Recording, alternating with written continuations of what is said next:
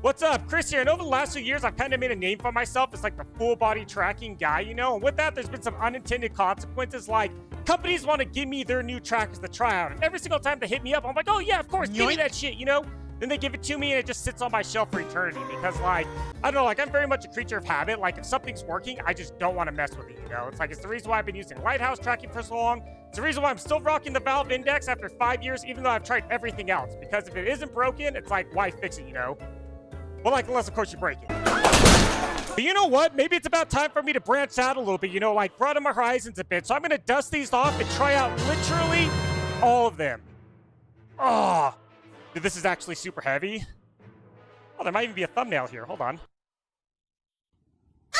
Now, one last thing before we get started. If you're looking for trackers, which if you're watching this vid, you probably are, then you may very likely need track straps, which if you do, look no further than my channel sponsor, EOZVR. Let me tell you, I've tried almost every single track strap over the years, and there's a reason why I've stuck with EOZ for so long. Like, there are cheaper options that'll get you by. I used to rock that $20 Amazon set too, you know? But eventually, like, especially with pets, the Velcro will get really bad. The pads will tear. They just become really nasty and stuff. So, if you're serious and you plan on using full body tracking a lot, I know these cost a little bit more, but they're totally worth it, you know? They're super comfortable. They wrap around your foot so that they stay on when you're dancing. This part's flat, so you don't feel like you're walking on something, you know?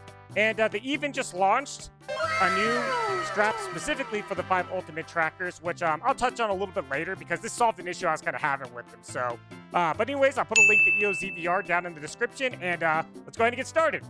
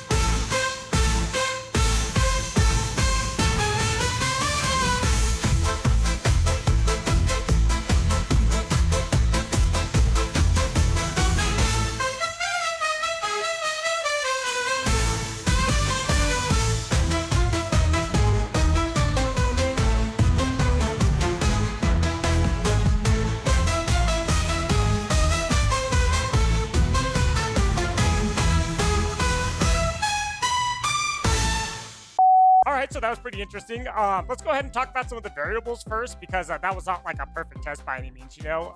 First off, the model I use, like, it's not like one-to-one to my body size or anything, you know, except for the ass. It's just a cute public eagle I ran across back in the day that is actually wholesome enough that I'm not going to get this vid demonetized. Keep in mind, from a tracking standpoint, this wasn't exactly one-to-one either. It's like with Slime, I have 8-point on. With Tundra, I have 3-point on, you know. This is also a pretty ideal environment. I have 4 base stations, which is good for the lighthouse track stuff.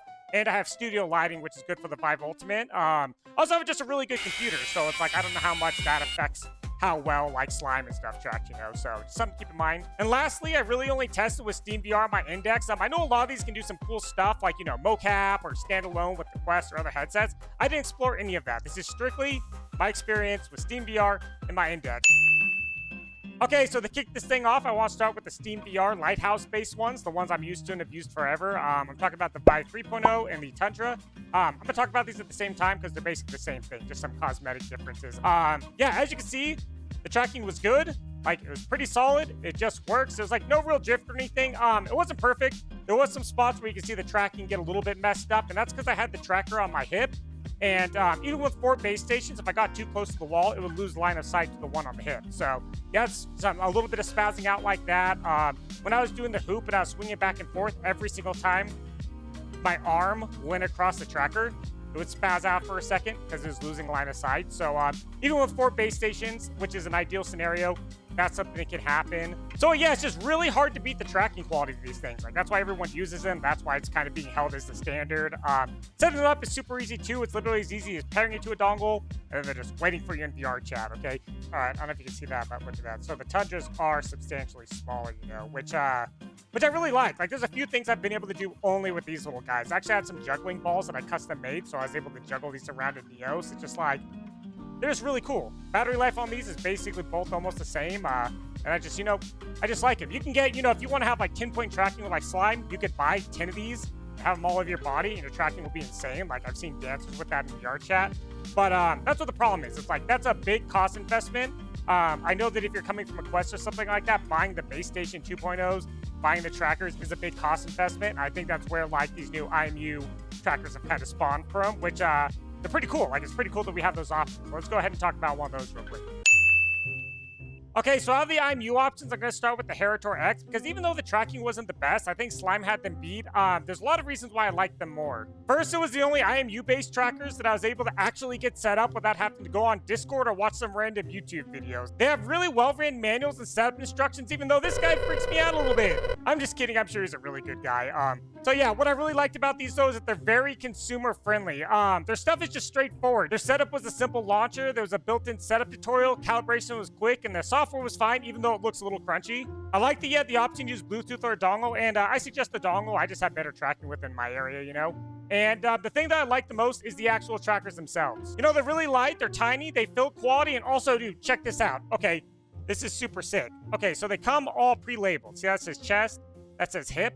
Okay, that's something you don't think about till they don't have it. So like Slime, they give you a bunch of little stickers that you're supposed to stick on your ones to label which ones, and then Axis just doesn't have anything. So I really appreciate that they went ahead and did that for you. It's a nice feature. But here is the best feature of all. Check this out. Just this clasp. Just this little clasp. Do you know how nice this clasp is? You know what this means? Okay, so for someone like me who could barely be bothered to put on their 3 Tundra trackers to get in full body, it's like suiting up for Slime is a chore. This speeds things up so fast, it actually doesn't make it feel like a chore to get in here. So, like, I think they need to learn, like, all you other trackers, like, just learn from this. It's like, it's easy. I never had them pop off when I was jumping around. It holds there pretty good. So it's like, this is such a quality of life that they should all have it, honestly. Now, the tracking quality, as you saw, was, it was usable, but it was a little bit mid, okay? I noticed it has this weird kind of stutter to it, a little bit. You know, I'm not sure if that translates on the other end of VRChat, because normally they kind of smooth that stuff out. But on my screen, there's like a little bit of a stutter to it. And my body was always kind of off axis. So I went ahead, I got in contact with the support. We finally got it figured out. It's because one of the versions of place-based calibrator I had in was kind of messing it up. The problem is that I already edited all this, and I did not want to jump around for another 40 minutes. So, but also something that I did find really neat is this pseudo foot tracker right here. So that little laser right there actually reach where your ankle's at. So you can't go like this, but you can have your foot going like this. So it's really cool that that's just built in. Like, it's just a smart design. I think it works. I think they're easy to put on. You know, I think that this is like one of the examples where the convenience to use them outweighs that the tracking quality wasn't like as good as Slime. Because if I'm not going to want to put them on, and if I'm not going to want to go through the process, then I'm just not going to use them at all. So anyways, HaritoraX Wireless. These are the ones I'll probably be, you know, keeping for myself. All right, so time for Slime. I think everyone's heard of them or at least seen them when looking for full body tracking stuff. And I think they had by far the best IMU tracking quality, but with a catch. Remember I said the HaritoraX is really consumer friendly? These, not as much. I think these are more suited for people who love to tinker around and just really dial stuff in, you know? I think they have the best looking interface and software, but there's so many options I get stun locked. But at least the basic setup was easy to follow for the most part. The program installed fine. There is a walkthrough on how to place your trackers. You need Wi-Fi, so keep that on mind. Then you do a slightly more involved calibration process. It'll ask you if everything looks right, as if you have any idea how long your neck is, and you should be good to go. So I had it up and running after that, but there's still some stuff that just felt really off, so I hopped in the Discord, I found some YouTube videos and tutorials and stuff, followed those along, and kind of helped the problem. So I'm glad that there's like a lot of community-made resources out there to help out with everything, you know? So visually, I dig them in like a funky way. I get kind of a nostalgic feeling from the see-through plastic. The build seems fine. The node is quite a bit chunky, you know? And I really don't like having to use these stickers I was talking about. Like, I wish there was just stuff on there already. Like, it makes sense because you can move them around wherever you want, but I just like the convenience of just having it, you know, just be there, you know? I don't like having to stick this stuff. I do not like putting these on. I don't like the straps. When you have them in a box, there's so much Velcro, they all stick together. The add-ons, like the chest and feet trackers, are really cool, but I don't like this dangly cable. I kept getting my hand stuck on there, and I'm like, I don't know, I'm scared I'm gonna rip this thing or something. This goes for all IMU-based trackers, not just SlimeVR. I really do not like chest straps. Like, unless you have that nice biological shelf, this thing is always just gonna slowly slide down while you're dancing, and it drives me absolutely crazy. Once it's on, it's okay. I really like that you could just tap the nodes to calibrate. That was a cool feature. And yeah, the tracking on was clearly decent. It didn't have the hitching that Access or the HaritoraX had, giving you a smooth look similar to the lighthouse trackers. Besides the floating, which I'm sure there's a fix for that if you want to learn what everything does, they do look pretty good. I don't have much more to say. Like, if all you care about is the absolute best IMU-based tracking, then these are probably for you. I love that it was open source. I love that you can literally build them yourself if you wanted. I like the tracking. I think they're pretty good, just not for me, you know? All right, finally, the oddball of the group, the Vive Ultimate Trackers. These are inside-out camera-based trackers, similar to like how the Quest Pro controllers track. Yeah, I'm really excited to see more stuff like this come out. Like, the potential of it is huge. And the tracking on this was actually really good. I'll touch on it in a little bit. But these, they're just not there yet, I don't think. Now, to Vive's credit, these are still in beta for Steam VR use. Maybe they'll work great with the XR Elite, I don't know. But to get started, there's a few hoops you have to jump through to enter the beta program to use these, followed by the most annoying setup I have ever done. It starts off easy enough. You download the program, you pair your trackers, and then you have to do a scan of your entire play space. You gotta, you know, crouch low to the ground, and then you gotta turn it left, turn it right, turn it up, turn it down, turn 90 degrees, left, right, up, down, repeat till you've gone in a full circle, and then stand up. Do the exact same thing. You can't do it too fast. You can't do it too slow. It's I could not for the life of me get a quality scan. I asked for support and they told me I had to like maybe use my whole arms or something. And then they said with blank walls, it's always going to be a problem. Those walls are blank. I also kept having little problems with the program and having to like repair these in there and stuff like that. And from reading the support, a lot of people are having issues with light. Like apparently a standard room light's not enough. You have to have borderline studio lighting to make it work, which most people don't have this. After screwing around for 2 hours and not getting it right, I just decided to run them as is, and the tracking was actually really good. Biggest issue is if the camera's covered for a nanosecond, they will lose tracking and take forever to come back. I had pretty freaking issues of this while doing basic things, but when they worked, they looked really good, so I know the potential is there. Now, they are the heaviest tracker, but that makes sense. You know, they have a battery and camera in there. But so what's annoying though is not only are they the heaviest tracker, but the way that they put the thing that you put on the strap, it sticks up really high.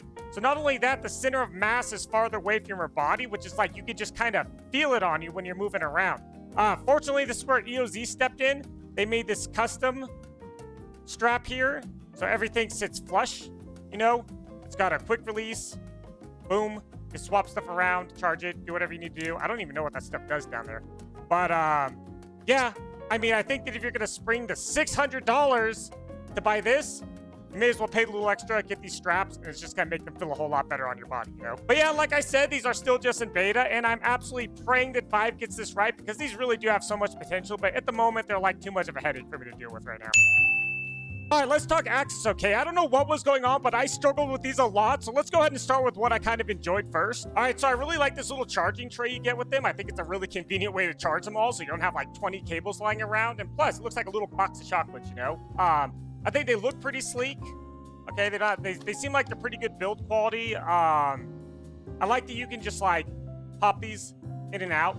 So if you're trying to change positions on your body up real quick, and even though I'm not a fan of these kinds of straps, I do think out of all of them, these ones are the best because it's got this little rubber bit that actually makes them stick to your body. So they're not going to be sliding down as much, which is a pretty good feature, you know? The software itself isn't that bad. It's pretty clean. The amount of options is kind of between like Haritora and Slime. It also has all kinds of neat mocap tools, which are cool. The basic setup is pretty easy and similar to Slime. You pair the nose to the body, and then it has the easiest calibration of all, though, which is just a T-pose, which I really appreciated. Now, the tracking, if you're watching, was rough. Things were jittery and bending around. Like, I don't know, man. I don't think I set them up wrong, but there's very limited resources besides a few YouTube videos that I watched. I also don't know whose idea it was to put the chest and the waist note on the back. Like, why? Ow!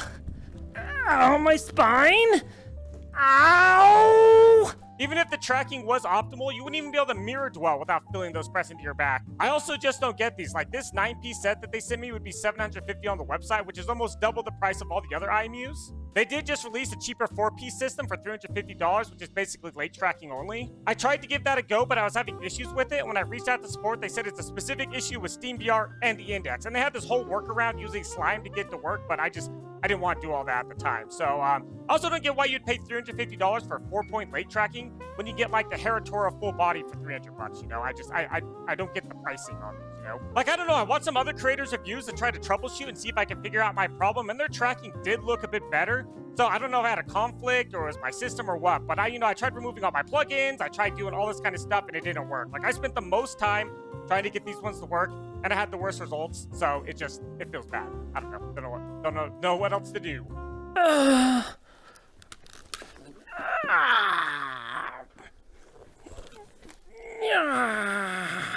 So that's the end. I hope you found something useful. And please keep in mind, with this, my goal was to just give you a general idea and a starting point. Like, don't completely take my word for it, okay? If you see something you like, make sure to search it on YouTube. There's a bunch of other amazing VRChat creators and creators that have reviewed these and done way more in-depth reviews. Those are the ones I was kind of going to when I was having issues. So I'll put some of them on screen. I didn't spend like weeks and weeks and weeks with these, but I did my best. I read all the source material, okay? I watched YouTube videos. I've had issues. I hopped into Discord. I even talked to some devs. Like, I wanted to try to do them justice and have them track the best as possible.